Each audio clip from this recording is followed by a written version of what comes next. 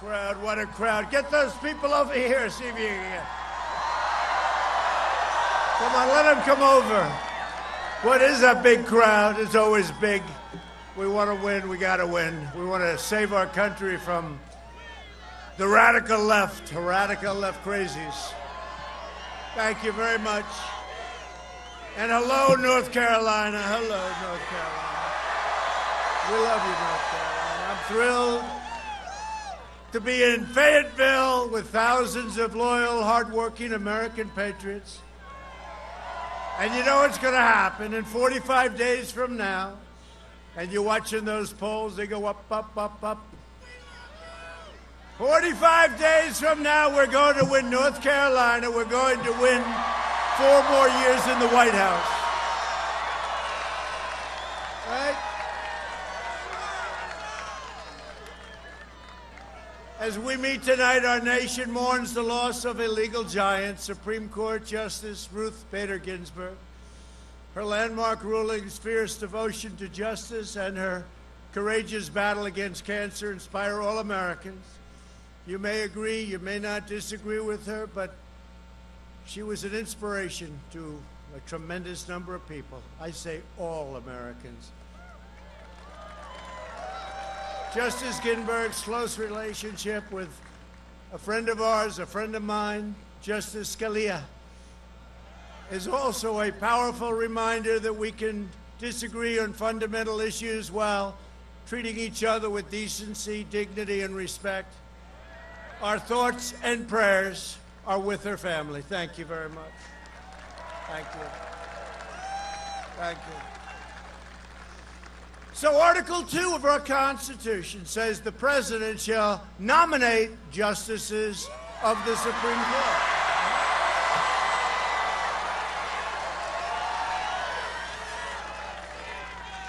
I don't think it can be any more clear, can it? I don't think so. I don't think so. What do you think, Tom? Tom Tillis? I don't think it can be any more clear.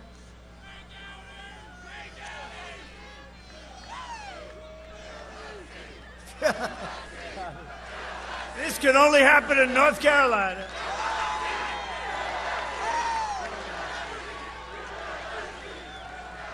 I hope you hear that back home. Look at all that press. That's a lot of press. That's a lot of fake news. A lot of fake news. Well, I hope they hear. So the chant, this is a new one. Fill that seat. This is the chant. This can only happen to me. Fill that seat. No, it says the president is supposed to fill the seat, right? And that's what we're going to do. We're going to fill the seat. I love that chant. We hear more chants. There's a lot of genius in those chants, I have to tell you. You said it better than you can say it. You can read a speech. But what's better than those words? Fill that seat. You know what you do? You come up, you say, fill that seat, you leave, and you've said everything. You don't have to vote. There have been 29 times a vacancy opened during an election year or prior to an inauguration. 29 times, that's a lot. Every single time, the sitting president made a nomination. That included, did you ever hear of George Washington? Did you ever hear of Thomas Jefferson? Or how about the great Abraham Lincoln when he wore the hat especially? With the great hat, I want to try one of those hats. I love that. Now think of it. 29 times, every single time, nobody said, oh, let's not fill the seat. We won the election.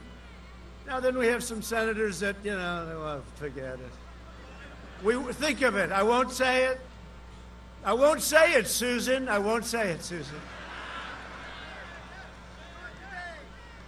But Tom Tillis is with us, I can tell you that, right?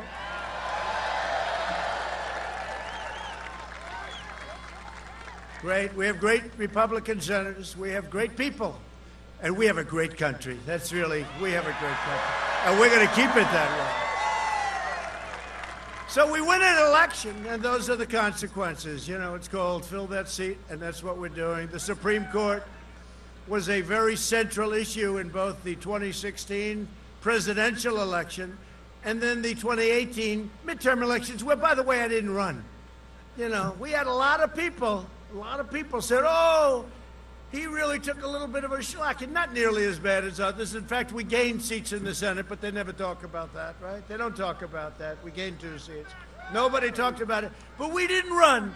And I had a lot of people that said, sir, we'll never vote in 2018. I said, no, vote. Everybody vote. They just didn't. I think we were like 9 million people decided they wanted to wait. And they've waited. And you see what's going on. You see what's happening. You see the enthusiasm that we have, which, by the way, we set a record in 2016. The bad news for the Democrats is we are more enthusiastic now, not even close, than we were in 2016. I mean, we are getting crowds, and this is pandemic, and we're rounding the turn. We're rounding the corner of the pandemic, okay? But we're having them outside, and we shouldn't say this is some kind of a rally. From now on, it's called a protest. We are protesting. You know, we're going to call all our rallies that because, you know, if you see a lot of these, let's call them blue states. We want to be nice. We're going to call it a protest against stupidity. So we are going to have protest against stupidity. Because, you know, a lot of the people, like in Michigan and other places, we love Michigan, but the governor's got them shut down. I hate to say it, your governor's got you shut down. It doesn't look it here, but your governor has got you shut down. I don't know. You're not breaking a law by being here. Otherwise, if you are, we'll have to do something about that. Because no, this is a hell of a shutdown. I think your governor has to let this state open up.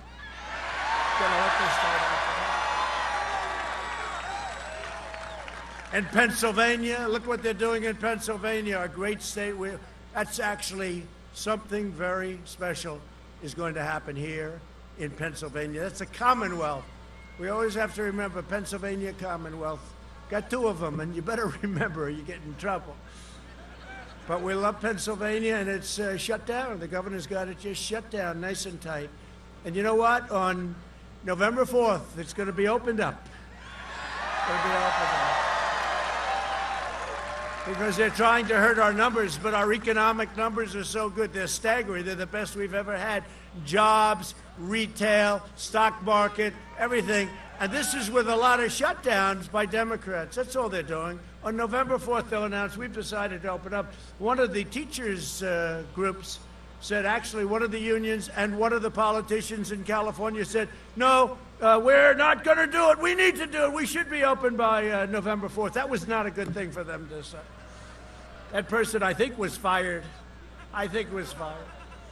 In both the 2016 and the 2018 elections, the American people chose a president and a Senate majority, united in their commitment to selecting nominees who believe in applying the Constitution as written, right? Both the White House and the Senate majority have a moral duty to fulfill the promises they made to the voters, and that is exactly what we're going to do. We said that if for any reason we have a vacancy on the United States Supreme Court, we will fill that vacancy. We're not going to say, and by the way, we have plenty of time. There's a lot of time. You know, you're talking about January 20th, right?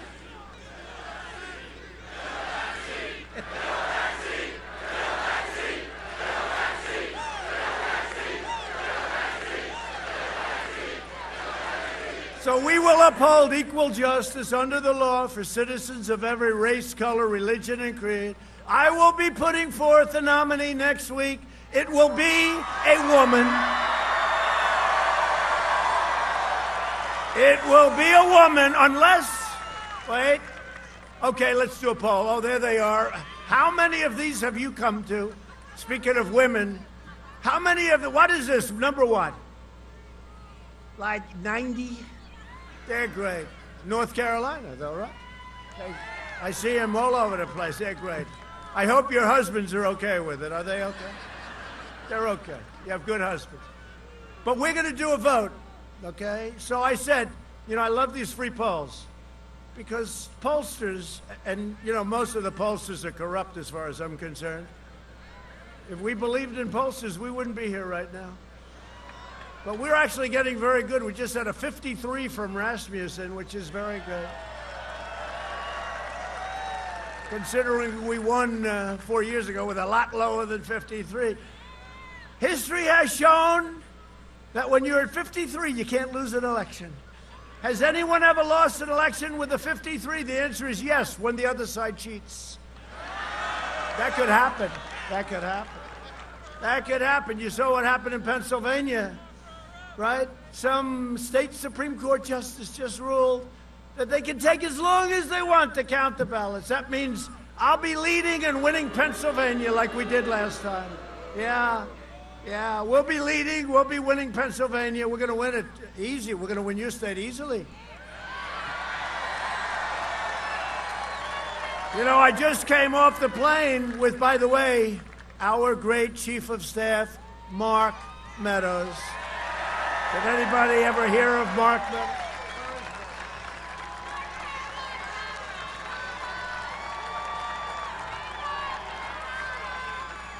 And Deb, what a great, she's doing such a good job. But you know, Mark, just a few months ago, I've been trying to get him for 3 years to leave, and we have a great person running, as you know. Really, I mean, really great. Does everyone know Madison? Yes? You're going to vote for Madison? He's great. He's a great guy. But Mark had a beautiful head of black hair, and I just noticed that hair's turning white very fast. But we're doing a job. You know, we're very close to a great deal with TikTok. But nobody cares about that anymore. All they care about is fill that seat, right? That's all they care. Until about 24 hours ago, that's all they talked about is TikTok. But we have a deal worked out, I think, with Walmart is going to buy it, along with Oracle, Larry Ellison. It's going to be an incredible combination. And I said, you know, do me a favor, could you put up $5 billion into a fund for education so we can educate people as to real history of our country, the real history, not the fake history.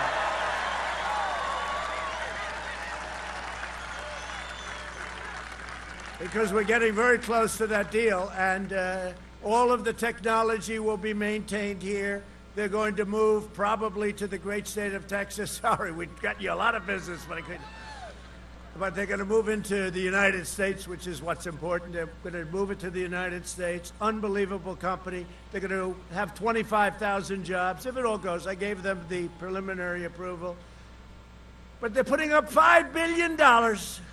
And my only problem is they did it so fast, I should have asked for more. You know, what happened is when I suggested they should put up a lot of money, everybody said, senators, congressmen, women, everybody, they said, you can't do that. That's never been done. That's the problem. Nothing's ever been done. And we had other companies. A lot of people wanted it. And I said, you got to put up $5 billion, either to the Treasury of the United States maybe, or into some education fund, or do something. And they were sort of agreeing with me. They thought it was okay. And then I went to the legals here, and I said, they're going to put up $5 million, give it to the United States. Sir, you can't do that. There's no provision. I said, how the hell can there be no provision? We're making the deal possible. Why can't they give us $5 billion? That's B with that's a lot of money, right? Now watch the crazy Democrats. They'll go, they should have gotten more money, right? It's never been done before. They should have, no matter what you do, they should have gotten more. Schumer and Nancy Pelosi, crazy Nancy.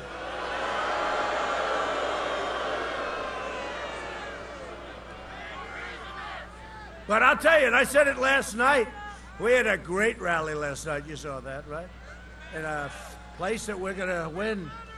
We're going to win. Minnesota hasn't been won since 1972. And they're all saying, well, we did give them back the big iron ore range. It was Obama took it away with the stroke of a pen. He put everybody out of work. We gave it back. But I'll tell you what, we're going to have a victory on November 3rd, the likes of which you've never seen.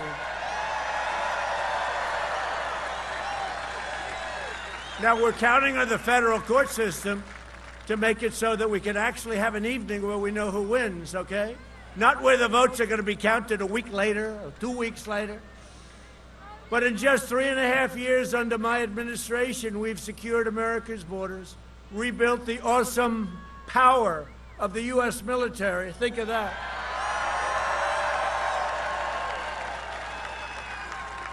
And I shouldn't say this, and the fake news keeps going, oh, he's giving away classified information. No, I'm not. We are building, and we have built, weapons the likes of which this world has never seen before. And I said that a week ago, and it was a headline in one of these fake newspapers where he's giving away confidential information. These people are crazy. No, no. I'm just telling you that President Putin and President Xi of China, Russia, China, North Korea, everybody, they are so envious of what we're doing. They can't even believe it. If they know, they perhaps don't know. You know, under Obama, they knew immediately, okay? Under us, but we are building weapons all made in the USA, the likes of which no country has ever seen before, and hope to God we never have to use them. That's the key. I don't ever want to use them. Remember, I was supposed to be a guy that was going to get us into a war in the first week. Remember that? Where's the war? We're taking them out of Afghanistan. We're almost finished with that. Working along well there. We're taking them out of Syria, other than I left some behind for the oil. We kept the oil. Is it okay that we kept the oil? Is it okay we kept the oil? Let's go back to my poll. Ready? So, we're putting, I think it should be a woman, because I actually like women much more than I like men, I have to say. No, I do. I do. I like women more. So I have to make a decision to fill the seat, as we say. We should have a new campaign. Let's make a T-shirt, fill the seat, okay? Watch. My people are so good. Tomorrow it'll be all over the place, fill this. That's a good idea. That's a good idea. Fill the seat. Okay, watch this. So good. Tomorrow you see them all over the place. Fill the seat. I don't know how the hell they do it, but they get it done fast. Remember I said, where's Hunter? Where's Hunter? The next day it was like one of the biggest selling T-shirts. Where is Hunter? What the hell ever happened? He took the money and he ran, I think. Where's Hunter? He took the money. He went to China. He took $1.5 billion. He had no experience. He didn't have a job until this guy became vice president. Then he went to China, got $1.5 billion. I asked the head of a great company, Blackstone, one of the biggest in the world. I said, Steve, let me ask you a question. Is that possible? No, it's never done. China doesn't do that. Well, how did a guy with no experience do this? He said, very simple. His father's vice president. Is that what you want? And then Ukraine, $183,000 a month and a $3 million upfront payment for him and his friends. Think of this. With no experience and no job. And they said, do you know Energy? It's an energy company that paid it. Do you know Energy? No, I don't. I've not familiar with the subject, right? Our great congressman, right? How the hell did this happen? I think it'll be brought up in the debate, I think. Where's Hunter? Where is Hunter? You know where Hunter is? He's probably on the Riviera having a very good time. He's given some great energy advice. He's learning. He's taking a night class on energy for 180 days. Where is Hunter? Corrupt. Remember Joe with the prosecutor? $1 billion. I'm not giving it to him until they get those prosecutors away from my son, or whatever the hell he said, that crazy company over in Ukraine. $1 billion. I'm not giving it. You get them out. And guess what? They got them out. Here's your $1 billion. Now that's called quid pro quo, right? That's the real deal. With us, there was none. They made it up. Remember when Schiff made the phony speech? 8 times he said the same thing. Except that's not what happened. Fortunately, we had those wonderful people that write every perfect word, every word. Oh, I'm glad we had them, because we're dealing with a bunch of thieving, bad people. So women and men, Ready? Would you rather have a woman on the Supreme Court, or would you rather have a man? Ready? A woman or a man? So, would you rather have me choose? This very scientific poll. Actually, it's a lot more accurate than these polls that interview like 97 people have been interviewed. Then, you know, they charge you $1 million, and they probably don't interview the people. They sit behind their desk and just say, would you rather have a woman on the Supreme Court? Yes. Woman, yes.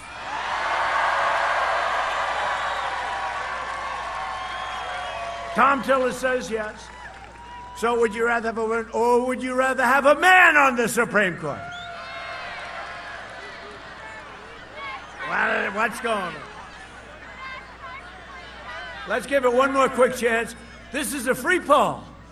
This poll, and this is a lot of people. This is tens of thousands of people. This is a lot of people.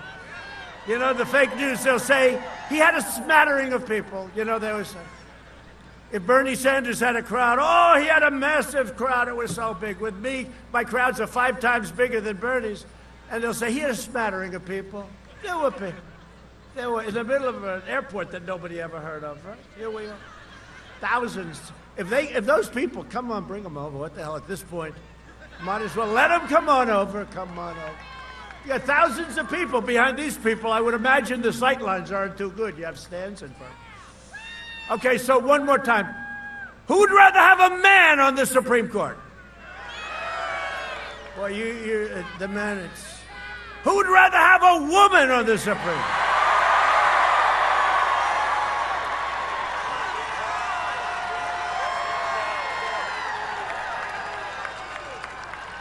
Now tomorrow, like fake news CNN, he was playing games with the United States.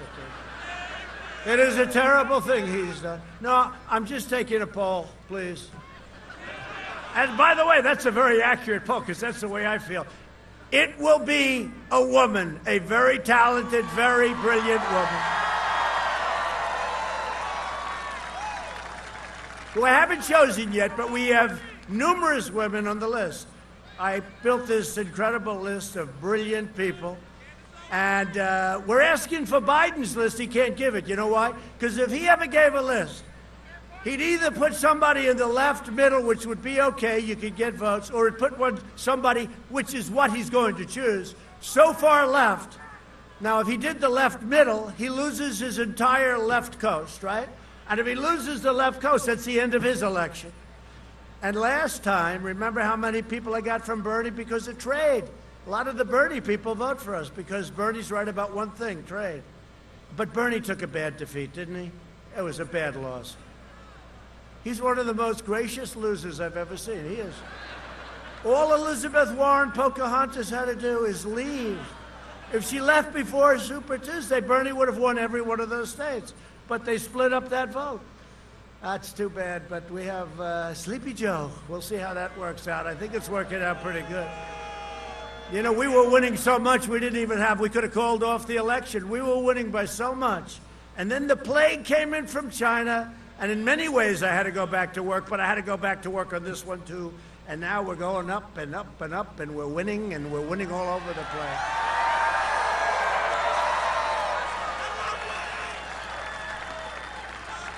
Because I happen to think, and I just say what I want, and you know, they make up a lot of false stories.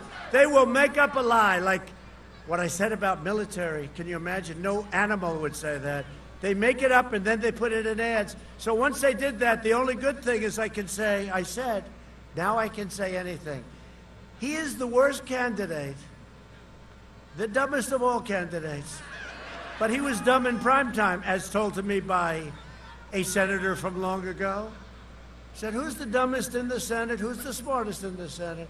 The smartest is, I won't tell you, but the dumbest is Joe. I said, who's Joe? He said, Joe Biden. That was 25 years ago. That was in prime time. He is the worst candidate in the history of presidential politics. If I lose to him, I don't know what I'm going to do. I will never speak to you again. You'll never see me again. No, how do you lose? He is, honestly, Jeff, I go up and these guys are grilling me all the time. Stephanopoulos grill. It's okay. It's all right. It's okay. I think it came out very well. It comes out well. You have to be able to answer. they're very weak compared to some of the foreign people that we deal with from foreign countries, and leaders of foreign countries. But I say, he's always using a teleprompter. I don't care if he uses a teleprompter. You know what bothers me? That means the fake news is giving him the questions. Because they're giving him, so that's what really, they never gave me the questions. If I ever said, in fact, I'm going to say it now. I want from now on you to give me the questions before you ask me. And I'm going to read the questions off the teleprompter. And the questions are so easy. Did you see Anderson Cooper? He's a nice guy. He's interviewed me over the years, a lot. But he's a tough interviewer. Did you see those softballs? What do you think? Donald Trump is a very bad human being. Do you agree with that? Yes, I do, Anderson. What the? No, I've never seen softballs. And actually, they're getting hit by it. They're getting hit by it. It's just a terrible thing. I mean, this is a guy, I used to call him 1% Joe because he ran numerous times and he could only get 1%. In fact, he actually had 1% with an arrow pointing left. That means less than... Now he's shot. He's like got half of his head left and he's out. Think of it. He's totally shot. And he ends up getting the nomination. He couldn't get it in prime time. What the hell is going on with the world today? What's going on? What's going on with the world, Mark Meadows? Unbelievable Meadows. Oh, boy. He's a smart guy, Meadows. Great, great guy. North Carolina. In just 3.5 years, we obliterated the ISIS caliphate. Remember when I had it down to 99%? They said, you got to finish it. I said, let somebody else finish it. And we went and we finished it. We fixed our disastrous trade deals, which we have. China's now paying us billions and billions of dollars. But, I view it differently now. I view China much differently now. After the plague came in, I view it differently. And we brought your jobs back home to North Carolina and our country. In 3 years of President Trump, real median household income rose by almost $7,000. Now think of that. 3 years, right? Achieving the highest median income in the history of our country. This is in 3 years. Under 16 years of Presidents Barack Hussein Obama. Ladies and gentlemen, is President Barack Hussein Obama. Or is Rush Limbaugh the great... How great is Rush? Do we love Rush? As Rush Limbaugh would say, Barack Hussein Obama. You ever hear Rush? Barack Hussein Obama. Rush is great. He's doing well, too. He's great. He's a tough guy. We love Rush. We love you, Rush. He watches every one of these rallies. He supported me when I came down with our great First Lady. I came down the escalator. I made a speech. I didn't even have a speechwriter. I had to wing it. The winging speeches are the best ones, like last night. But Rush said, I like that guy. I never heard that before. I never heard. We're going to build the wall. We're going to have secure borders. We're going to make new trade deals that are, like, sane. We're going to do all the things. We're going to rebuild our military. We're going to have a strong country again. We did so many things, and Rush heard this. I didn't know Rush. I mean, maybe I met him once, twice, for 2 seconds. And he became an instant fan of Trump. And he was for a long time before I even got to know him. And he's been so important. He's the king. 39 million listeners. There's nobody like him. Try sitting down for, 3 hours, and just talking with everyone, like 39 million people, often. Try sitting, we love Rush, I love Rush too, but listen, try sitting down with a radio show with millions and millions of people listening and talk for 3 hours without phone calls. Phone calls are easy. Hey, what do you think of this? What do you think? Just talk. And everybody finds it fascinating, and it is fascinating. I wish I had time to listen more often. It's a little tough as president. But everybody finds it fascinating. And we gave Rush, because he's such an important person and done such an incredible job, the Presidential Medal of Freedom in Congress. And Catherine, his wife, is great. What a couple. What a great, but Russia's been unbelievable. He's so on our side, and he was from literally day one, right from the beginning. And we don't have to mention Sean and Laura and so many others. We don't have to mention Lou, the great Lou Dobbs, right? I mean, Lou Dobbs said, you know, Lou started years ago, and he liked us from the beginning.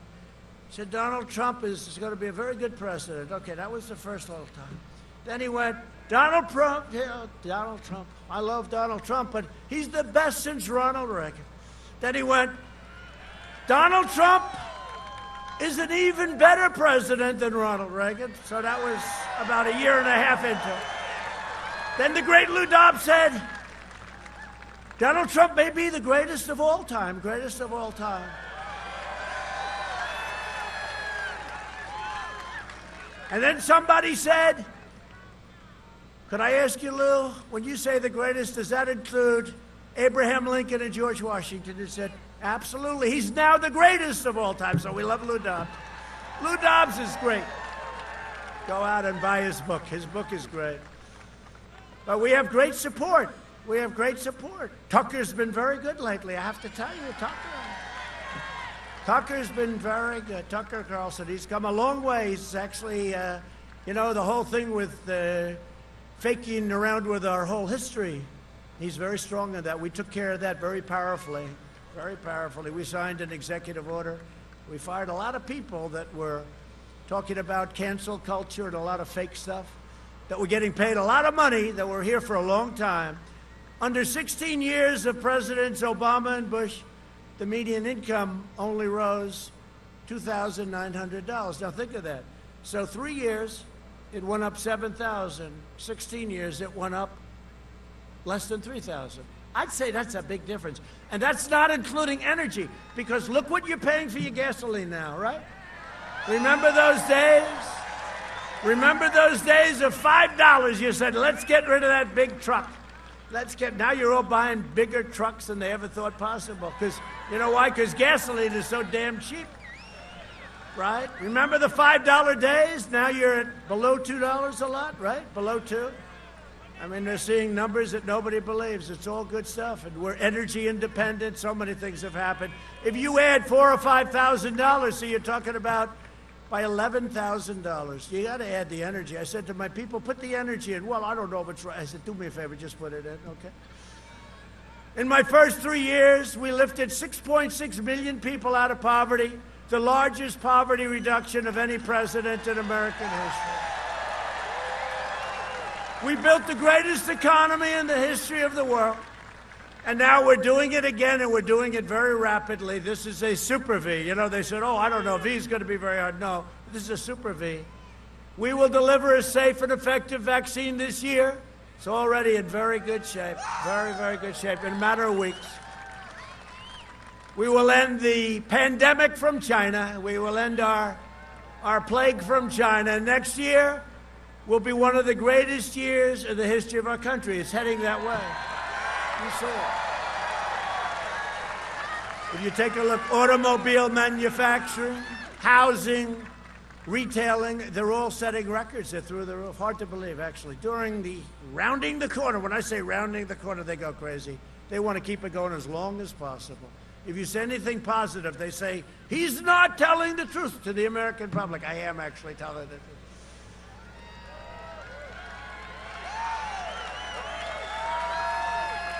You know, these people, they talked about, because I said, well, Winston Churchill was a great leader. They said the other night, you said Winston Churchill was a great leader, but he didn't lie, because this guy, Woodward, right, he writes a book. He's had it. He's another one shot. I compare him sort of to Biden. He's sharper than Biden, I have to say that. But he's shot. He's tired. He's exhausted. I never saw a guy be able to do so much television. Try doing a book on somebody else. See how much television time they give you, like none. But they said the other night, and it was amazing, Winston Churchill. They said, he didn't lie to the people to Britain. He didn't lie. I said, well, let me ask you this. You know, he stood on buildings when the Nazis, Hitler, were bombing London. And he was pretty brave, because he may have been doing a little drinking, but all right. He was known for that, right? He's got a right to, but it's true. He stood in the buildings and London as they were bombing London, and made speeches and made statements and had everything, and he'd sometimes have press conferences, and the fake news wouldn't show up. He was standing there, nobody was in front of him. But he would stand there and he would say, "You are safe. You are safe. Everything is okay. You are safe." Well, that's a lie, I guess, right? So I said, "Oh, I never thought of it that way. I guess he lied." No, he's a great leader, and he was leading, and he was a great, great prime minister. He did a fantastic job. Not lying. No. We love our country. We want to lead our country, and we can't let a thing like this. This is a horrible, horrible thing that happened to the world. It happened. Should have been stopped in China. They stopped it from going into the rest of China. Should have been stopped in China. To defeat the China virus, we launched the largest industrial mobilization since World War II. Somebody said, "What grade would you give yourself?" I said, A+, but I would give myself a D. I would say I would give myself, and my whole group, because Mike Pence is great. Mike Pence really was, he worked so hard. And it's unfair, he worked so hard. The ventilators, the vaccines, the therapeutics now we have. Look at what's happening when somebody gets very sick. Look how we bring them back so often compared to what it was originally. I mean, the work that's been done, and wait till you see what happens over the next few weeks with what's going on. But the Democrats don't want the vaccine. They don't want to, you know, at first they wanted a vaccine because they didn't think it could happen. Now that we have it, they're going like, "Well, we don't want it." You know, it's the craziest thing. Think of it. You want to get a vaccine, and they're willing to hurt people, let people die for political reasons. Think of it. Honestly, I think it's a disgrace. But we surged rapid testing kits. We have more testing than practically everybody. You look at number 2 is India. They have 1.5 billion people. We are up 50 million tests more than India. In fact, we're about to crack 100 million tests. And when you test, then you have, does this make sense? Then you have cases. So we do all this testing, and I come home and I turn on NBC News. It is so bad. I think NBC, that's not only MSDNC, I think NBC with Lester Holt, there's another beauty. Hi, Lester. How do you feel being in second place, Lester? He surged from first place to second place. But NBC News is it's just terrible. You know, they use free airwaves, and then they give you fake news, right? Free airwaves. They should pay a lot of money for this. This is not right. NBC, it's owned by a company called Comcast, C-O-N, Comcast. They're con men. It's a disgrace. You know, they spend fortunes on public relations, and then I get up and make a speech like this with television blazing all over the world, I guess. Yep, the world. It's all over the world.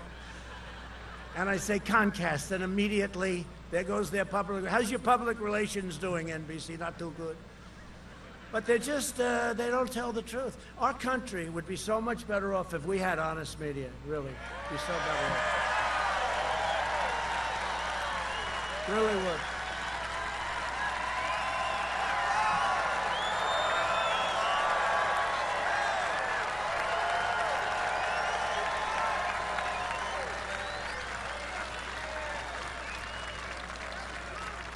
And you see what their approval rating has gone to?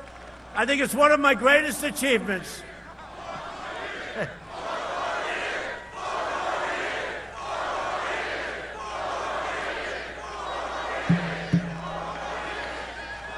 Hey, look.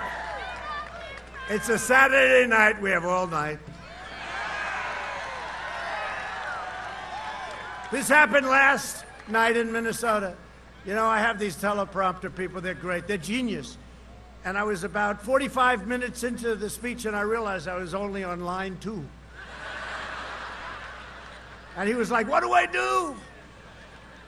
But we have more fun. Hey, you now have a president that doesn't have to use a teleprompter. Isn't that nice?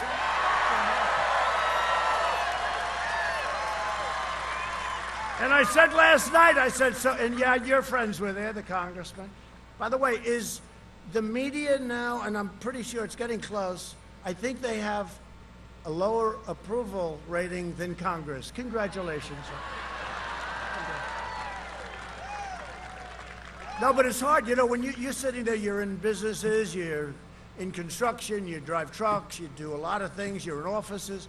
You don't realize, because, you know, you don't know what's happening. I know exactly a true story, and then it's written to totally bend the truth, to make a good thing into a bad thing. Like, can you believe it? In 1 week, they nominated me not for one, but for 2 Nobel Prizes. No, but think of it.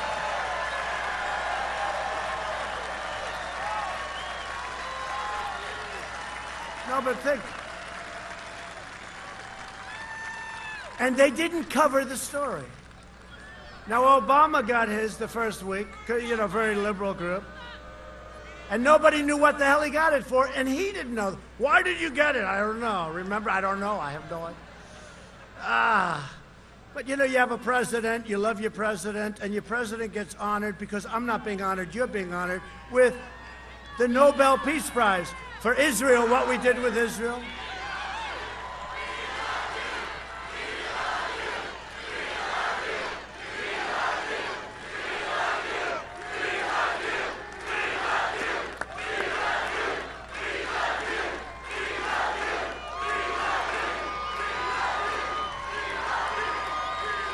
I went home and I said to the First Lady, darling, she's very popular. She made a great speech, right? And Ivanka made a great speech, right? Right? But I went home and I said, darling, I have big news tonight. Let's turn on the television. You know, we don't use wind. We actually use petroleum. We use petro. So, because, you know, we like it to be on like a lot. We don't like to have lots of open gaps when the wind's not blowing. We can't watch President Trump. I go home, I say, First Lady, a great thing happened today. I was honored. Nobel Peace Prize, nominated. This is a big thing, First Lady.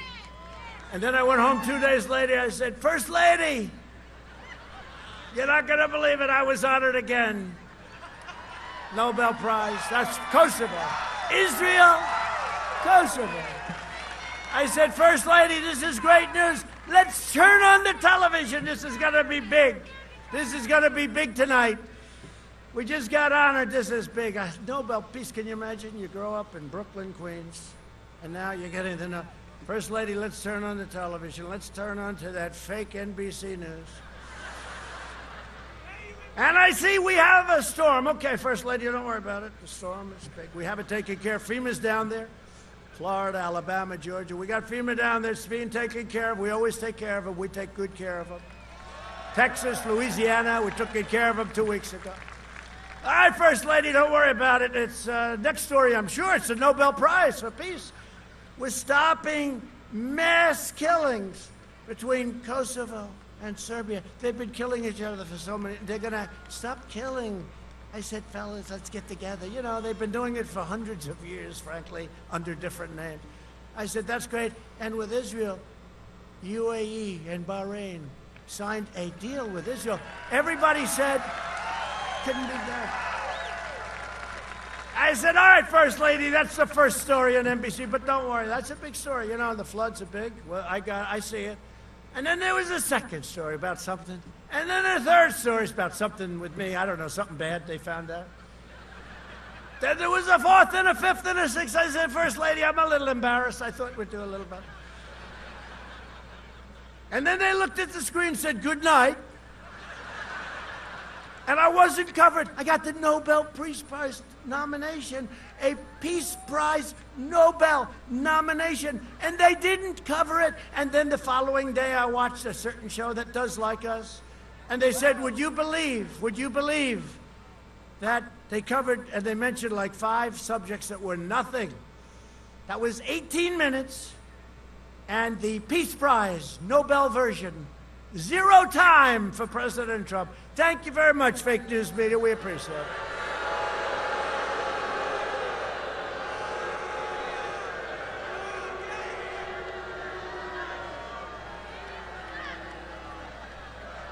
And when Obama got it, Here are the headlines. President Obama gets the Nobel Prize.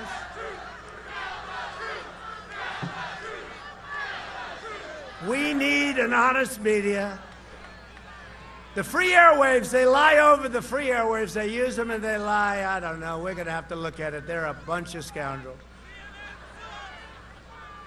They hate it when I say it, but you know, honestly, they are the enemy of the people. When they lie, they are the enemy of the people. You are the enemy of the people.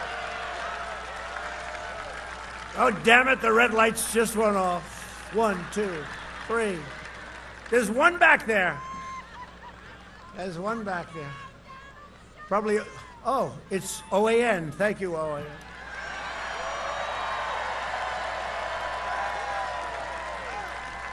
Every time I get on this subject, you know, they cover me not because they want to, but we get great ratings. We get ratings too. We got these little deals that we have here. Come on in, folks. Come on in. Look at these people. But you know what? I'll tell you what. It's true. They cover it because of ratings. But anytime I start talking about the fake news media, you see them getting a little tentative. The camera starts to shake a little bit. And you know, there's another thing. Like, look at these crowds. It's like, as far as the eye can see, it's a big crowd, right? They never cover it. I said to my wife last night, we had this incredible crowd. A lot of people, thousands and thousands. I mean, like 25, 30,000. Many people outside couldn't get in. It was like a sea of people. My wife said, was it a large crowd? I said, did you watch? Yes, but they only show your face. And I saw people they never show, and that includes Fox, which has changed a lot. Changed a lot. Sad. It's just, somebody said, what's the biggest difference between 2016 and now? You know what I said? Fox. Biggest difference. Biggest difference. I don't know what's going on with them. But we have some great ones, too, on Fox. We surged rapid testing kits to every nursing home in America. You know, we learned a lot. Through pioneering therapies, we reduced the fatality rate by 85% since April. Think of that, 85%. We've come up with things, and wait till you see what's coming over the next few months in terms of therapeutics, which to me is even more important than the vaccine. You go into the hospital, you make people better, you give them a shot, you do a transfusion, you make people better, they walk out. That's, to me, even better. But ultimately, long-term, those vaccines are going to be great, and they're really working out well, and it's going to be really soon. They're trying to, the people in certain groups are trying to hold them up as long as possible. As long as possible. They're going to try and get Sleepy Joe the credit. He doesn't even know what a vaccine is. Europe is almost 30% higher excess mortality than the United States. Does anyone know that? They don't report that, right? Europe's had a hard time. I'm not looking to hurt them, but they have 30% higher. Our bold and early action saved millions of lives, and our decisive economic response saved tens of millions of jobs, including 1.3 million jobs in a wonderful place called North Carolina, right? When I banned travel from China in January, Sleepy Joe Biden called it, that's hysterical. That's xenophobic. What does that mean? Tell me what xenophobic means, Sleepy Joe.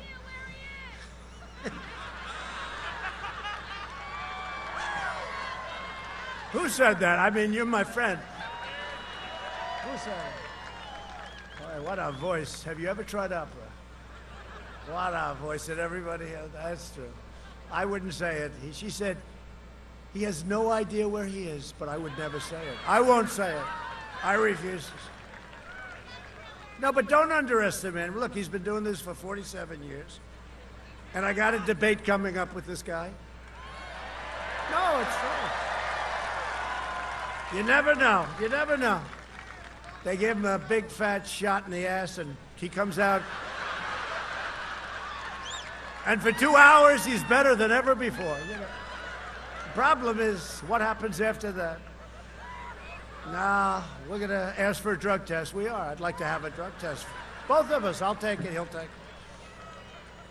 Because I watched him in the debates with, you know, with all those people, those Democrats. The one who treated him worse was Kamala. She was the one actually also She was the one that treated, you know that, she was the one that treated him so badly, and she treated Kavanaugh very badly, too. Nobody was ever ruder, nobody ever suffered like Justice Kavanaugh suffered in the hands and the mouths of those horrible people. The way he was tortured was disgrace, and they had nothing. Those women, that was all made up. Most of them have already admitted it was all made up lies, false accusations, and they made him suffer. And the leader of the pack, I would say, was Kamala was the worst, and Pocahontas was a close second. How's Pocahontas doing since she destroyed Bloomberg? How about Bloomberg? Did he get killed? Now he's trying to come back. He's trying to buy his way back into the Democrat Party. I'm going to put up $100 million in Florida. We're going to go. We're going to go. He wants to be back so badly. Did any man, here's a guy, he spent like $2 billion. It's almost $2 billion now, they're finding out. He had some of the dumbest advisors, people I know, some of the dumbest people. You know, if he would have just kept spending a couple of $100 million a week on ads, he could have won. He could have won. Unfortunately, he said, no, I want a debate. He went and sued to get into the debates. That was not a good lawsuit. They settled by saying, we'll let you in the debate. The first question, he was destroyed. You would think that the way the Democrats treated him, he would really come to me and say, I want you. But his hatred and jealousy, you know, he wanted to be president, but he doesn't have the capability of being president. But he's going down now to Florida. He's going to spend $100 million. How good, I have to say this, I'm not a fan of Elizabeth Warren. I gave her the name Pocahontas. I thought that was the end. Remember I used to say about her? She has, oh, well, you know it. You know, I would just look. I said, this is not an Indian. She said, I'm an Indian. Do you remember when I said, I have more Indian blood than me? I have more in me than she has, and I have none. Unfortunately, I'd like to have some. I would like to have some. I think it could help. It might make me better. But I have none, and I said, I have more than she does. And then she went out and she choked. Remember that? And she went out and she took a test. And it found out that about 700 years ago, there was a possible event. 1024th, right? Wasn't that it? Good memory, very good memory. Trump has a good memory. Good memory. Not for that, but for a lot of it. Now, 1024th, which meant, you know, many, many, many centuries ago. There could have been a hookup somewhere along the line. But she choked. We forced her into a choke. She went down like a rock, and then she started coming up, up, up, up, up. Then she totally destroyed Mike Bloomberg. We call him Mini Mike, remember? Mini Mike, he wants that platform. I want a platform, damn it. I don't mind. Oh, boy, he was pathetic. But now he's going to try and buy his way back into the Democrat Party. Who was the other guy, the other rich guy? He just kept spending money. What was his name? You remember that guy? Great environmentalist. Except he made his money with coal, which is okay. I think coal is good. Clean coal. I like clean coal. If we had listened to Joe Biden, hundreds of thousands more Americans would have died. You know that. He was way behind. This was months later. And then I watched him last night reading something saying that I closed it up 1 week late, right? 1 week. 2 months later, he was talking about the fact that I shouldn't be doing that to China. I shouldn't be banning China because I was xenophobic. And it's just unbelievable. And now they will say anything. It's called disinformation. They will make up a lie, they will make up a story, and they go with it. It makes no difference whether or not it's true. And they'll take ads. It's the worst group of people. He's surrounded by bad people, dishonest people, but they're very smart. He's not smart. They keep him from talking. It's actually, you know, if he wins, it's the single most brilliant campaign in the history of the world. Because they took a man who's got nothing. He didn't have it, but he's got nothing. And I will give them credit, the single greatest campaign in history if he wins. But you know what? If he wins, North Carolina is screwed. And so is every place else. And you can forget your tobacco industry. You can forget your farmers. I gave the farmers $28 billion. Thank you very much, President Xi. $28 billion. Because you were targeted, right? You were targeted by China. And I said, how much were the farmers? Iowa, Nebraska, you, all of them. You were targeted. I said, how much? Sonny Perdue. I said, how much, Secretary? 12 billion and 16 billion. You were targeted. I took it out of the tariffs. We never took 10 cents in from China. Now we're getting billions and billions and billions of dollars. And I took just a small part of it, $28 billion. That's a lot of money, but it was a small part of what we've gotten. They can't believe it. So who do you think China would like to see win? Sleepy Joe that never took anything, or Trump? He's charging him so much. We're driving him a little crazy. They don't like Trump too much. But now Biden is recklessly campaigning against this vaccine. It's really reckless, and all it is for political reasons. It's political reasons. Biden, his whole deal is catastrophic shutdown. He wants, we're getting better. We're really coming along, and he's talking about shutting down. We're not doing any shutdowns. We don't need shutdowns. Maybe a little area, if it starts to spike, we understand we have to take care of our senior citizens. This guy he said, well, I'll do whatever my medical people want. I believe in science. He doesn't know what science is. I believe in science. No, we're not doing any shutdowns. We're rounding the turn. Without the vaccine, we're rounding the turn. With the vaccine, it'll just speed it up. That's another one will be controversial. They'll say, he's saying that it's happened. Yeah, without the vaccine, it's going along. With the vaccine, even better. It'll be faster. Biden's own chief of staff said when they managed the H1N1 that he calls the N1H1, right? He goes, the N1H1, and that's an easy one because H comes before N. But he always gets it wrong. It's like 7 times. It's great to be with the great people of Iowa. They'll say, sir, you're in Idaho. Oh. I've never made that mistake so far. But I always say, if you do, just leave the stage because you can never recover. You can speak as well as I mentioned Winston Churchill. He was a great speaker. He was a stutterer, and he became one of the greatest speakers ever. You can be Winston Churchill if you make that mistake. Just leave the stage. You can't recover. But he's made it oftentimes, right? New Hampshire, and it was Vermont. The worst, I think, was, there was one, he was in Ohio, and he said he was in Florida, right? But he couldn't find any palm trees. We just got a poll from Ohio, through the roof. Great state of Ohio. Good governor, great state of Ohio. But when they managed the H1N1 swine flu, this was from his top person that ran it, quote, we did every possible thing wrong. 60 million Americans got H1N1 in that period of time, and it was just a total disaster. He basically said we didn't know what the hell we were doing. And this is the guy that's going to tell us what to do with something that's much more lethal. Much more lethal. This is much more lethal than the swine flu. If H1N1 had the same fatality rate as the China virus, over 2 million people would have already perished. They didn't know what the hell they were doing. And the guy admitted it. That guy cannot be very popular in Democrat politics right now, right? But just remember, and he's telling us how to do things. We're building ventilators. We're the ventilator capital of the world now. Think of it. We're sending them to other countries. We have so many. And we have made a lot of governors look very good. And they all admit it until the press comes in front where they say, oh, it was okay.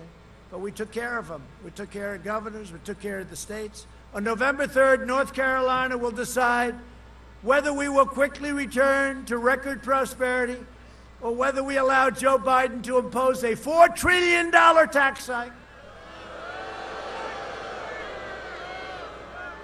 Ban American energy.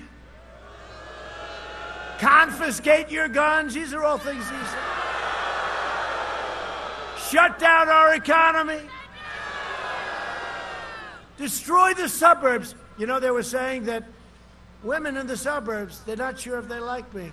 They're starting to like me a lot lately because it's law and order. They want law and order. Thank you. A suburbanite. Thank you. Thank you. No, it's true.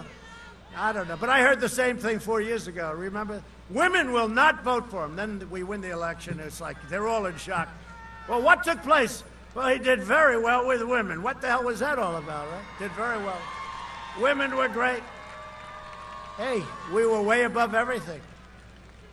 African American, we did great.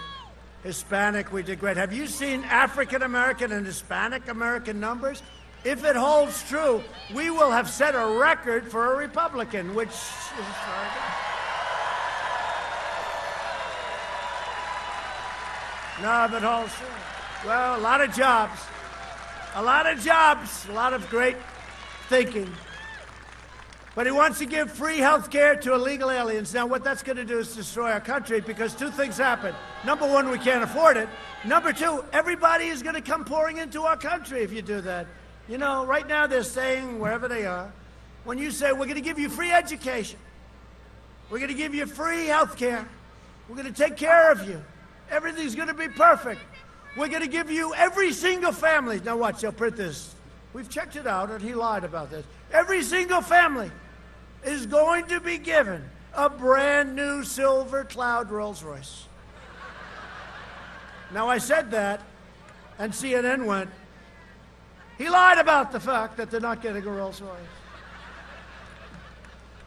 Remember when I said, Russia, if you're listening in front of this mess, Russia, if you're listening, find out where her emails or whatever.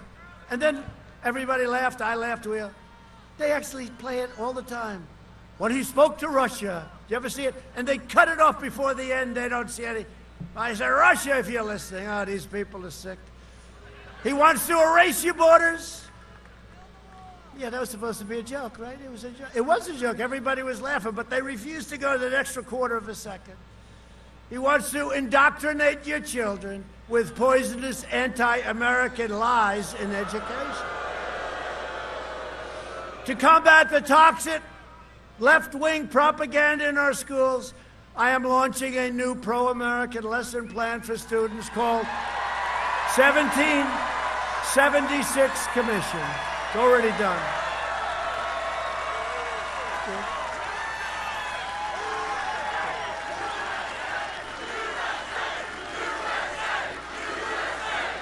That's good.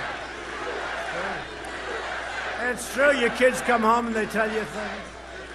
How many of you, the kids come home, they tell you things? It's a disgrace. What they're teaching them is a disgrace. We're ending it. In fact, we're taking school funds away from these crazy schools that are teaching horrible things, bad things, actually. We will teach our children the truth about America, that we are the most exceptional nation on the face of the earth, and we are getting better every single day. And no party can lead America that will not teach our children to love America. No party can do that. The Sleepy Campaign has joined forces with those trying to tear down America and our way of life. We have a great way of life and getting better all the time. Look at what we've done. Biden's running mate urged supporters to help bail rioters out of jail, including one who attempted murder. That's right. One who attempted to murder a police officer and a man accused of sexually assaulting an 8-year-old girl. 13 members of Biden's staff donated to the same fund. Look, that's where they're coming from. Just, you know, he's trying to go a little bit more right, like the fracking. Oh, well, of course we're going to have, for 6 months he's saying there'll be no fracking, which I don't think the people in Pennsylvania are thrilled with, considering that your taxes could quadruple. I tell it all the time, Texas, right? Texas, they like oil. They like guns, right, in Texas, right? And they like God. So he comes out with a platform. No oil. We don't want oil. This is during the Democrat deal. There'll be no oil. There'll be no God. There'll be no guns. This is not a good campaign. And then the fake news says, Donald Trump is tied in Texas. I'm tied. Last time I was tied in Texas until the day of the vote. Then they announced the second they called, the polls in Texas have closed. Donald Trump has won the state of Texas. Think of it. Think of it. He's against oil. He's against guns. They're going to confiscate your guns. Second Amendment's going to be destroyed. I am holding up your Second Amendment. If it's not me, look what I've done. You think it's been easy? They want to get rid of the Second Amendment. They're going to get rid of the guns, right? And religion. So look what they're doing to religion. These states, everything's closed except you're allowed to protest. That's why I say everything we do is a protest. Look at all those people back there. Look at that. Look at, they just formed. Wow. Turn the cameras around, please. They never do it. Turn the cameras around, please. Wow. Thank you. That's a lot of people. We're proud of you. That's a lot of people. You ever notice they never do it, though? I say, turn the camera. You know, right from the beginning, they never did. They don't want to give us credit for these big crowds. Because, you know what? When you see crowds like this, or in Wisconsin that I had a few nights ago, or last night was so incredible. What we had last night was just incredible. Minnesota. We're going to win it. 1972, we're going to win it. 1972 it has it.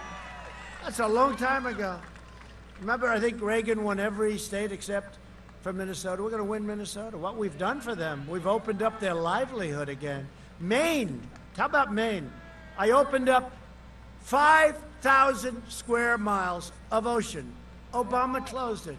They said, why? He had no idea. Right off their shore. No fishing, no nothing. They called it a monument, right? Right off their shore. Maine. I mean, if I don't win Maine, you know, Maine traditionally is not really very Republican, but I won Maine too last time, actually. I love Maine too. I love Maine too. But think of what I did. I opened the waters up for fishermen and for lobster men and women. Now they go lobster fishing and fishing. But 5,000, I said, why did they close it? Nobody was able to tell me. But I opened it up, executive order. I totally opened it up. I did many other things. Then I got the tariffs. They couldn't do business in European Union. They couldn't do business in China because they were charging tariffs to Maine. So Canada would take our fish and lobster. We'd sell it to Canada for nothing.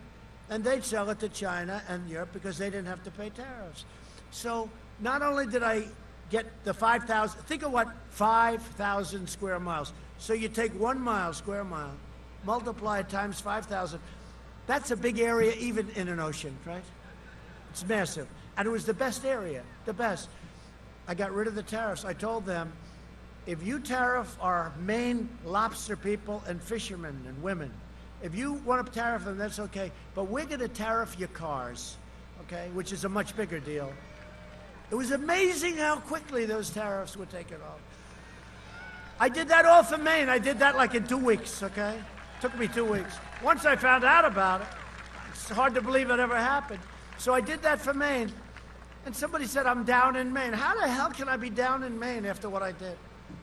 I'll tell you what, if I do that for Maine, and if Maine doesn't vote for Trump, I don't think I'm going back, okay? I can tell you one thing, their senator never did it for them. Joe Biden and the Democrats want to gut police departments nationwide. You know that, right? Here in North Carolina, nearly 50 Democrat State House members and candidates have signed a pledge to slash police funding, endangering your families. I was recently honored to be endorsed by 54 sheriffs throughout this state, and we're joined by many of them tonight. Where are they? Thank you, Sheriff. Thank you. Thank you. Thank you, folks. Thank you. Thank you.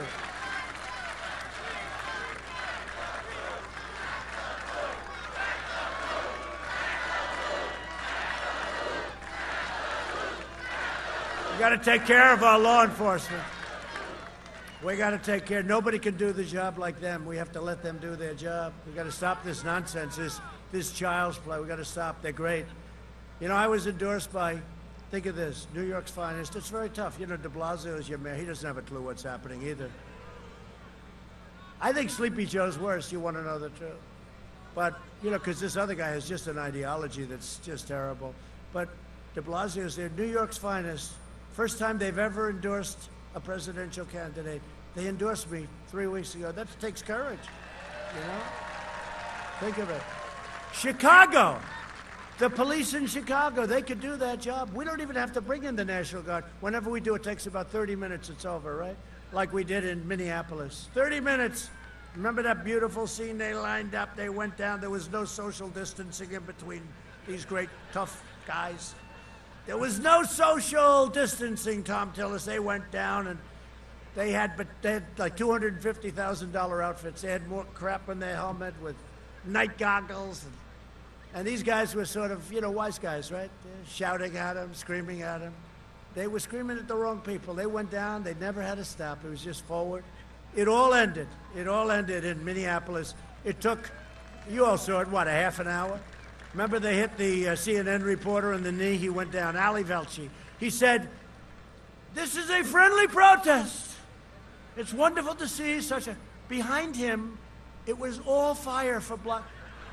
It looked like Berlin during the war. This is a friendly... What are they doing? How does that help to be like that? How does that help? We're joined tonight by some really great friends of mine and some warriors that have been a fantastic help to me. One man who especially over the last year, he has been so great, couldn't be better. And I think he's doing very well. I'm looking at some numbers and you're doing very well. And I think your opponent has some very big problems. Senator Thom Tillis. Thank you, Tom. Thank you.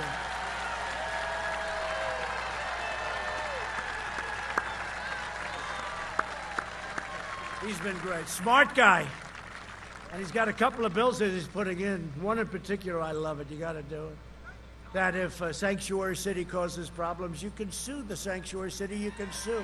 We got to get that one moving, right? That's moving along, right? That's a great one. A man who I just did a phone call for the other night, and the people love him. He's in a rough district, but he's now leading. I see you're up in the polls. Congressman Richard Hudson. Great guy. Where's Richard?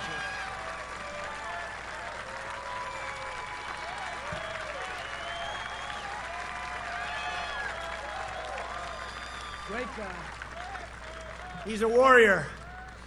And two people I really like because we fought like hell for them like a year ago, right? And they had guts and they had what it takes. They didn't choke. A lot of people choke. They choke, they gag, they can't breathe. Oh. Greg Murphy and Dan Bishop, they didn't choke. They're fantastic. They are fantastic people. Thank you. Look, they're friends. We're friends. Those two guys were incredible. Thank you very much. Great job. Really great job. And a man that should be your governor, I don't know, he's doing well, but...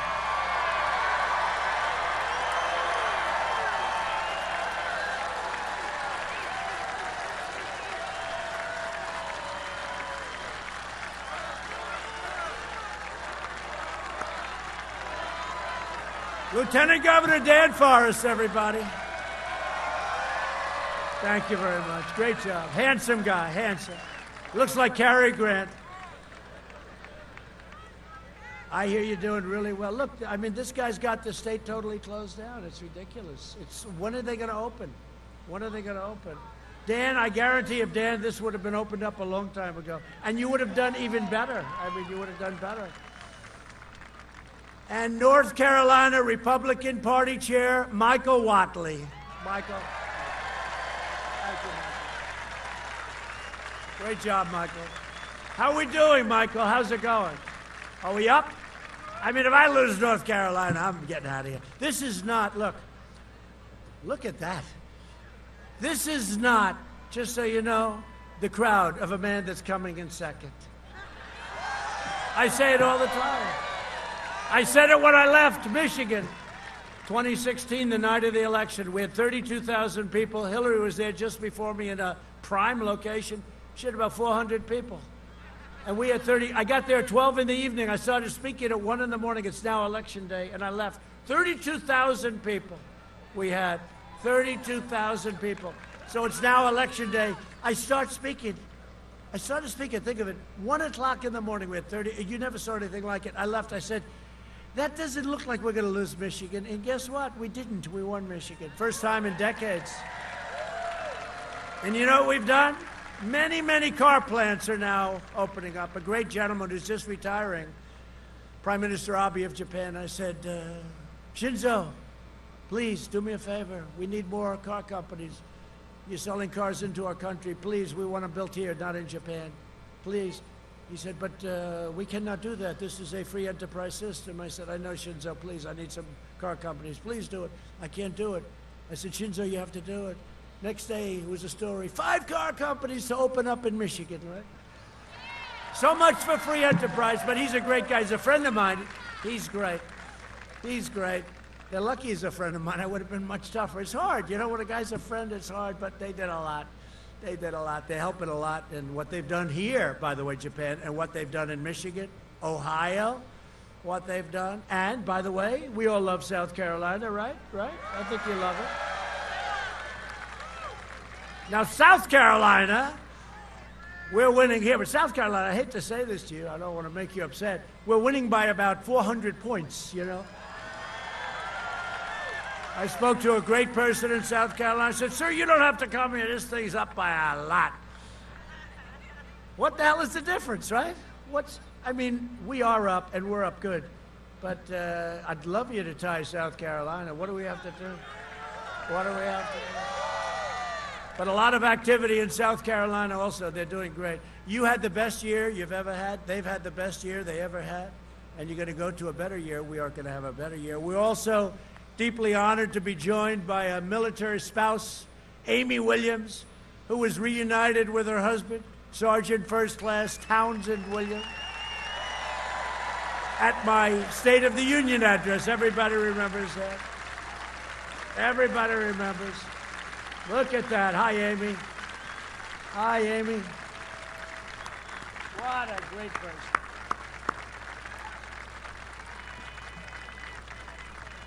We had a great State of the Union, right? You were there. Good. You're looking well. Thank you very much. Say hello to the whole family. Thank you. Thanks to the incredible sacrifices of our warriors, and they are warriors, we're pursuing peace in Afghanistan. It's very close. We will soon be down to 4,000 soldiers. We're taking them out. They're serving as policemen. They're serving as policemen. They've done a great job. We could win. We can win everything, but I'm not looking to kill 3 million people. To win what? To win what? Should have never been in the Middle East. We're bringing them back. We're bringing them back, just so you know. We're bringing them back from Iraq. We're down to 2,000 soldiers in Iraq. And in Syria, we're all back. We're all finished, except for one thing. If it's okay with you, I decided to keep the oil. We took the oil. We kept it. And we'll always support America's incredible military families. So thank you very much. Thank you, darling. Really good. Thank you. In everything we do, we're putting America first, unlike other administrations, and not just Obama and Biden. This has gone on for many years. We put America first, and that's what we're doing. And you know what? Other countries, for the first time in decades, respect us again. Remember that. They respect us again. You know all about NATO, 28 countries. We had 6 countries that were current. And the amount of current is too low, okay? 6 countries. I went in and I said, you got to pay. Sorry, you're delinquent. They said, really? Yeah, I said, you're delinquent. You got to pay. Obama would go and make a speech and leave. That would be it. We were paying for it. We're protecting Europe, and they're screwing us on trade. So we protect them, and they screw us on trade. No good. No good. Can't do it. I said, it's unfair. And the Secretary General, Stoltenberg of NATO, said, I've never seen, and you know, the fake news can call him up and check. He said he's the greatest that we've ever seen. For 20 years, the spending at NATO went like this, right? And we pick it up, you know, every time it goes down. They didn't pay. I said, you know, we're supposed to protect you. You're going to be attacked by Russia or somebody. We're supposed to protect you. And yet you're delinquent. You don't pay your bills, and that includes Germany. They're paying 1%. They're supposed to pay 2%, and 2% is way too low. 2% military spending. So we got, listen to this, it never gets reported by these fakers. We got $130 million more, not total, more, going to, over 3 years, $400 billion. So we're going from $130 billion with a B, not million, to $400 billion. And they said to me, a very nice guy, head of one of the countries at a table, I can't believe it never got released, but now we can talk about it because it's 3 years ago.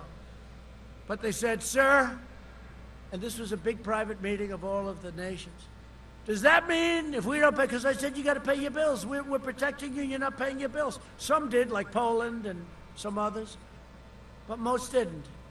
We had 6 to 8 were current, and we were paying much more than we should have been paying, much more. I mean, it's Europe. We've got to defend ourselves. And there was no guarantee that they'd help us if we ever had a problem, right? We're never going to have a problem. We got so much stuff now, we're never going to have. We were depleted, now we have great. But they said to me, does this mean, and I had to give them this answer, I can't believe it didn't get leaked by some sleazebag. We have leakers all over this place. But a lot of it isn't leaks, you know, a lot of it's just made up by the newspapers. They make up phony stories. They say, Donald Trump woke up today, he was in a very bad mood. According to sources. There is no source, they just made it up. Hey, I woke up and I was in a bad mood. It's true, I've been in a good mood because we're doing so much for our country. We've done so much for our country. But at the NATO meeting, one of the presidents of one of the good countries, all good, they said, sir, does this mean that if we don't pay, does this mean that you're going to leave and you're not going to protect us? I said, yes, that's what it means. I'm sorry. It was an amazing effect because other presidents said, no, we will always protect you. We will always protect you. Even if you don't pay, even if our taxpayers are paying for everything, even though you take advantage of us on trade, you don't let our cars in, you don't let our stuff in, but you sell us like crazy. Even though you tariff our products, even though you do everything, and then you take advantage of us with the military, they said, we will always protect you. So they didn't pay. Why the hell would they pay? They said, boy, these guys are stupid. So they asked me the question, does this mean, sir, that you will not protect us anymore if we don't pay? I said, I'm sorry to say, it does. That's a big story. You know, 3 years ago, it's a big story. It was amazing how the money came in. So we took in $130 billion a year, going over a 3-year period to 400, just because I asked. Right? Just because I asked. They don't report that story. That we got lightweights that I fired, and they write books about me, that I'm a bad guy. Oh, he's a terrible guy. He treats our allies so badly. No, our allies treat us badly. Our allies, in many ways, treat us worse than our enemies. I must be honest with you. They take advantage of us. Everyone takes advantage of your country. And we don't put up with it. And you know what? The funny thing? We get along better now because they respect us again. Before they thought we were stupid. They respect us again. It's true. I mean, look at Israel. Look what we did. I saw Kerry the other day. Is this guy the worst negotiator? Gave Iran $150 billion plus $1.8 billion in cash. He never walked. You know, sometimes in a negotiation, when you've given everything and you can't give any more, and then they want more, you get up and walk. Remember the bicycle accident? That was the only time he had to ride his bicycle in a race. 73 years old. I promised, I said, I will never, ever, I promise to you, ride a bicycle in a race, or any other time, frankly. I will never ride a bicycle during a negotiation. And he broke his leg and his arm, and he was all screwed up. And that was actually a good thing, because it delayed the signing of that horrible deal, which I terminated. No, we had some terrible negotiators. And they all said, I saw him the other day. This was him like a year ago. Mark my words, you will never, ever sign deals with Arab countries, with Israel. It can't be done. Well, we just signed the 2 great ones. We got about 7 more that want to come in. What a bunch. What a bunch. And then they say bad things about your president. They don't like my foreign policy. I like my foreign policy. You like it. No, we were taken advantage of by the whole world. It's so stupid. So stupid. We've spent the last 4 years reversing the damage that Biden and his crew inflicted on us over a 47-year period. Joe Biden is weak. He supported every globalist sellout of North Carolina, the workers, what he's done. And when I say him, it's him and people in his little group that you've achieved so much over a period of time. He sold it out. Look at NAFTA. How bad was NAFTA? China's entry into the World Trade Organization. TPP would have destroyed our car industry. And of course, he joined and wanted to join the Paris Climate Accord. That's another beauty. That would have cost you trillions and trillions of dollars. That was actually, I think, designed to put us out of business, literally. Biden's repeatedly surrendered your jobs to China and other countries. This state lost 43% of all manufacturing jobs after the NAFTA and China disasters. You know that. You lost 43%, but I think the real number is 61%, by the way. Biden says that this is an election between Scranton and Park Avenue. By the way, he left Scranton. He likes to say, I was born in Pennsylvania. But he doesn't say he left. His father left. Not his fault. But they make it like no, he went to Delaware. He doesn't leave Delaware, that I can tell you. Every time I see this guy, Wilmington, Delaware, I say, does he ever leave? I'm in Los Angeles. I'm trying to work on the fires. They ought to do some forest management a little bit, maybe. Ridiculous. The floors of the forest, it's got 20 years of leaves and trees that are dry as a bone, matchsticks. Forest management. Actually, this is an election not between Scranton and wherever it is. It's really between Scranton and China. You know that. Scranton and China. I'm with America. Biden is with China. If Biden wins, China wins. If we win, America wins. North Carolina wins. Pennsylvania wins. And the American workers win in every single state. To save our auto industry, I withdrew from this horrible deal, Trans-Pacific Partnership.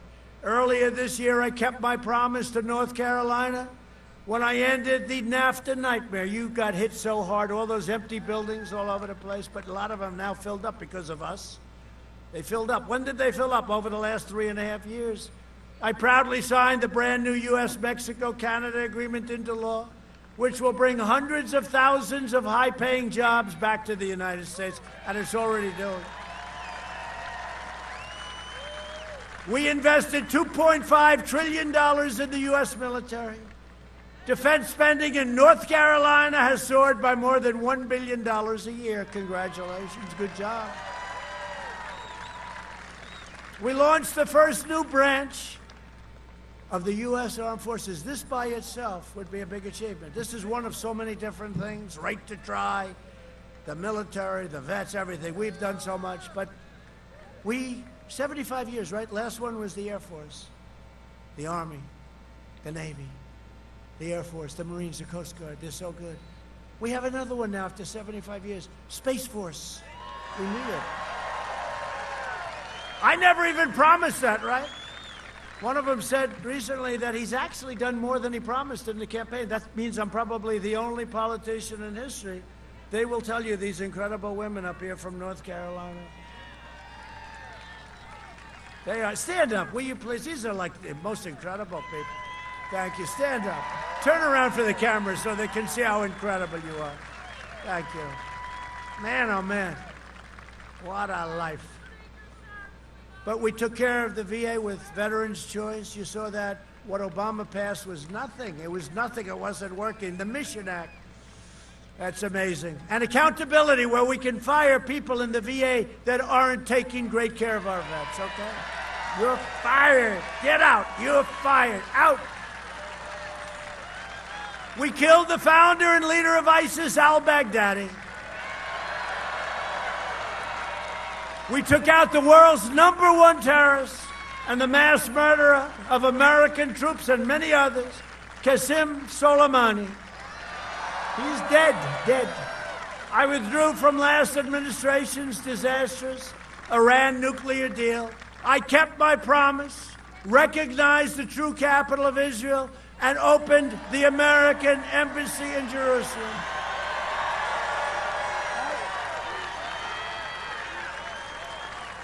And we got it built. I was signing a sheet of paper. You've heard this story. $1.1 billion. I said, what's this for? They said, sir, we're going to, now that you've moved, we're going to build an embassy in Israel, in Jerusalem. I say, how much is it? $1.1 billion. He got some friends of mine here, they're builders. You don't spend $1.1 billion on a one-story building. I don't know what's going on. So I said, so, does it have to cost so much? Yes, sir, we're buying land. So I called David Friedman. He's our ambassador. He's one of the most successful lawyers in New York. He's a brilliant guy. He loves Israel, right? Loves Israel. I call him. He's ambassador. He's there. I said, David, they want to spend $1.1 billion on a damn one-story embassy. It's crazy. I said, would you take a look? Maybe we own some land, you know. We own a lot of land. We've been there a long time. Calls me back. He said, let me take a look at it. Sir, he calls me back the next day. Sir, we have a great piece of land, a much better location that we were going to way overpay for, a much bigger piece. We have a setback building that we can renovate and make it great. I said, that's fantastic, David. How much will it cost to renovate the building? I think we can do it for $190,000.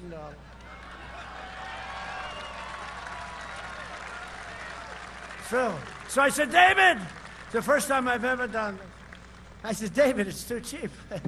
You got to spend more than that. So a friend of mine, Ron Barron, he's got an office building, and he's got Jerusalem stone on the facing the elevators in this high-rise building. Jerusalem stone.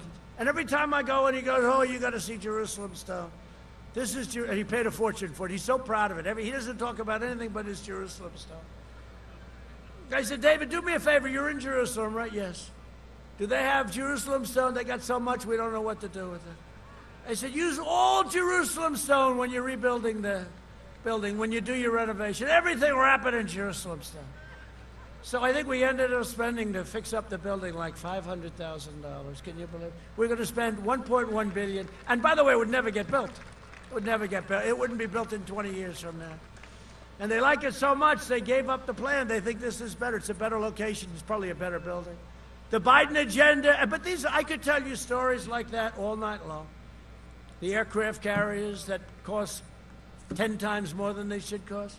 And then they use, you know, the electric catapults. You've heard that, right? They don't want to use steam. Why? Because it's too simple. Because it works. Because it's better.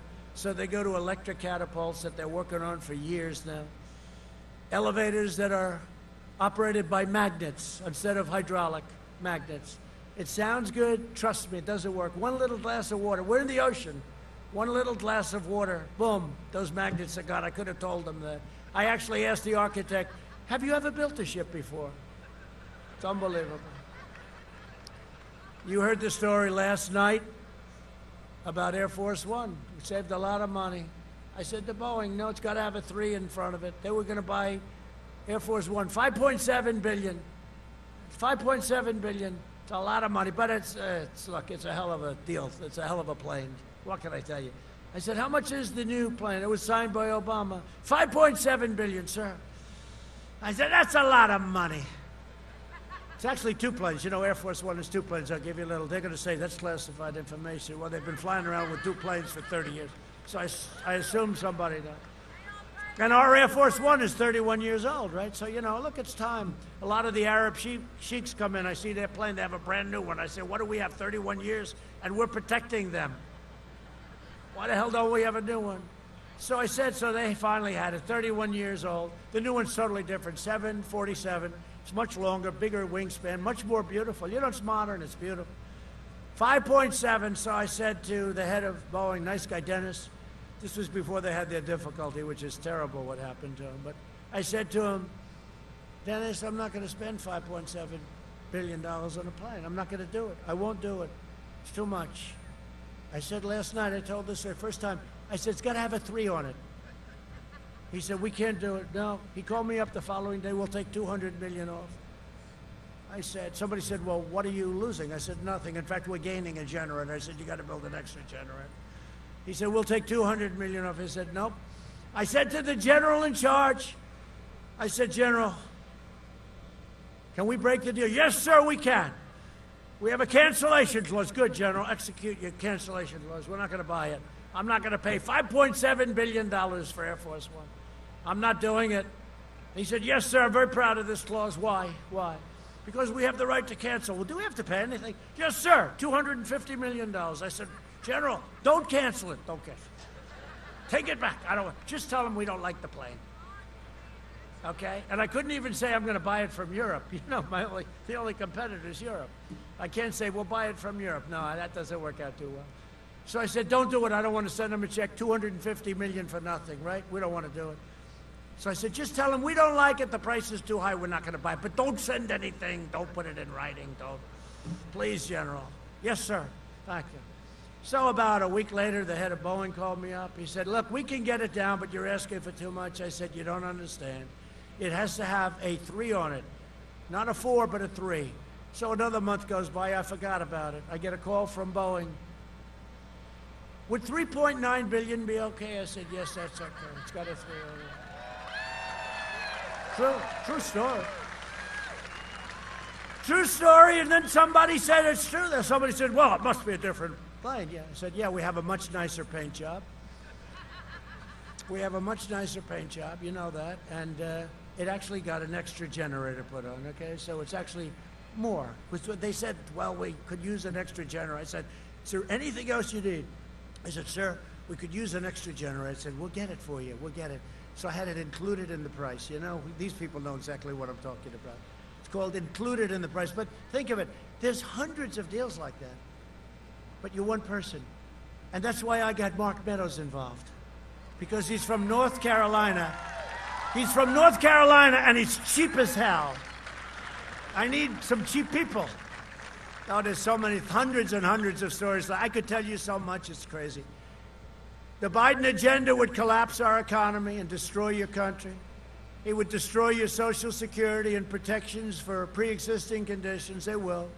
He's going to drain your Medicare by giving away your health care to illegal immigrants. And I will tell you this, you're going to have socialized medicine. That's as sure as you're there. And Obama lied 28 times when he said you can keep your doctor, you can keep your plan. It was a lie. Said it 28 times that we have. But it was a lie. But now you're really losing your doctor. You're going to have socialized medicine. Eliminate private health care insurance for 180 million Americans who love their health care. They have the best in the world. His running mate sponsored the socialist takeover of health care. You saw that. He wants to ban private insurance. You're going to lose 180 million people are going to lose their health care under this Biden character. And he has no clue. They're going to take it away from him. They're going to be running him ragged. Sign this. Sign this. Okay, what is it? Doesn't matter. Just sign it, President, right now. I'm getting tired. I'd like to rest. I'd like to let Kamala take over as president. That's no way to get into the office, because we're going to have a woman president someday. But you know what? It can't be Kamala. Kamala. Nobody treated him worse than he picked her. I'll tell you, I was brilliant forecast. He could never pick her. She called him a racist, right? She talked about Me Tooing him. He was going to be Me Too'd, right? Me Too'd. A lot of bad things. There was nobody, even think of it, even Pocahontas treated him better. She knocked the hell out of Bloomberg, but she left him sort of alone. I think she felt sorry for him. I heard she felt sorry for him. I don't want people to feel sorry for our president. I want other people, really, to feel sorry for themselves, because we have somebody that knows what they're doing. We can't have this. You know, we can joke, we can play games, we can have fun. You can't have this guy as your president. You can't have... Maybe I'll sign an executive order. You cannot have him as your president.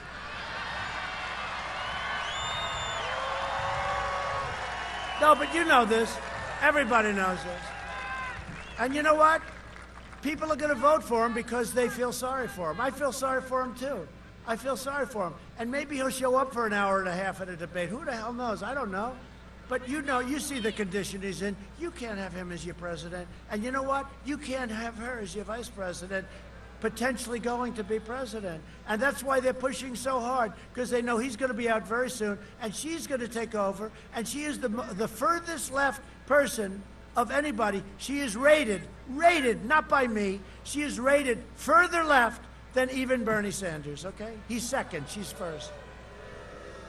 And just in concluding, over the next 4 years, we will make America into the manufacturing superpower of the world. And we will end our reliance on China and other countries once and for all. We will make our medical supplies right here in the United States. And right here in the great state of North Carolina. By the way, get out and vote, please, okay? Get out of here. We will hire more police. Thank you, sheriffs. Thank you, sheriffs. I love the sheriffs. You know, we got the endorsement from all the sheriffs in Florida, everybody up in Ohio and Texas and we have the stuff, nobody's ever seen anything like it, the endorsements from law enforcement. We're going to increase penalties for assaults and law enforcement. We will ban deadly sanctuary cities. We will defeat everybody that we have to, including the virus, but we will defend the dignity of work, and we will defend the sanctity of life. We will uphold religious liberty, free speech, and the right to keep and bear arms. We will strike down terrorists who threaten our citizens, and we will keep you know this, right? It's okay, right? We will keep America out of these ridiculous foreign wars. We will maintain America's unrivaled military might. And we will ensure peace through strength. It's about time.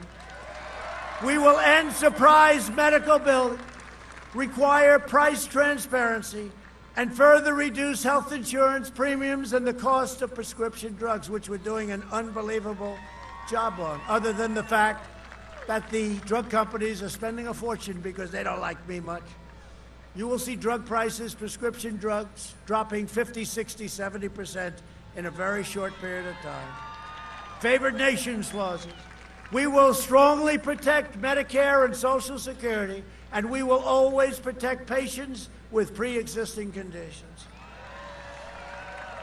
America will land the first woman on the moon, and the United States will be the first nation to land an astronaut on Mars. You have to see what we've done with NASA. We'll be the first one on Mars, I hope. We will stop the radical indoctrination of our students and restore patriotic education to our schools. Patriotic education. We will teach our children to love our country, honor our history, and always respect our great American flag. And we will live by the timeless words of our national motto. And we will never change it, by the way. We will never change it. You know, they took the word God out of the Pledge of Allegiance twice.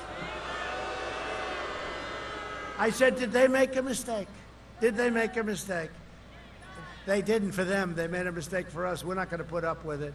But we will keep, in God we trust. For years, you had a president who apologized for America. Now you have a president who is standing up for America and standing up for the great people of North Carolina. This is the most important election we've ever had. Remember it. We're going to be a socialist country. We're going to be a communist country. These people are they're much further left than socialism. These people are sick. So get your friends, get your family, get your neighbors, get your co-workers, and get out and vote. Get out and vote. And watch to make sure they're not cheating, which they will be. Early voting has already begun. Don't wait. Get out and vote. We got to win this. If we win this state, we're going to win the whole thing. This is a very important state. If we win North Carolina, we're going to win the whole thing. Because we're doing well everywhere. From Wilmington to Charlotte, from Concord to Raleigh, and from Greensboro to right here in Fayetteville.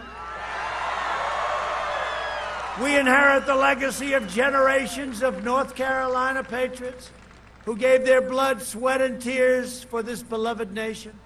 We stand on the shoulders of American heroes who crossed the oceans, blazed the trail, settled the continent. tamed the wilderness, dug out the Panama Canal, laid down the railroads, raised up the skyscrapers, won 2 world wars, defeated fascism and communism, and made America the single greatest nation in the history of the world. And you haven't seen anything yet. Haven't seen anything. Proud citizens like you help build this country, and together we are taking back our country. We are returning power to you, the American people, with your help, with your devotion and your drive. We are going to keep on working. We are going to keep on fighting. And we are going to keep on winning, winning, winning. You hear that, Sharon? We are one movement, one people, one family, and one glorious nation under God. And together with the incredible people of North Carolina, we will make America wealthy again. We will make America strong again. We will make America proud again.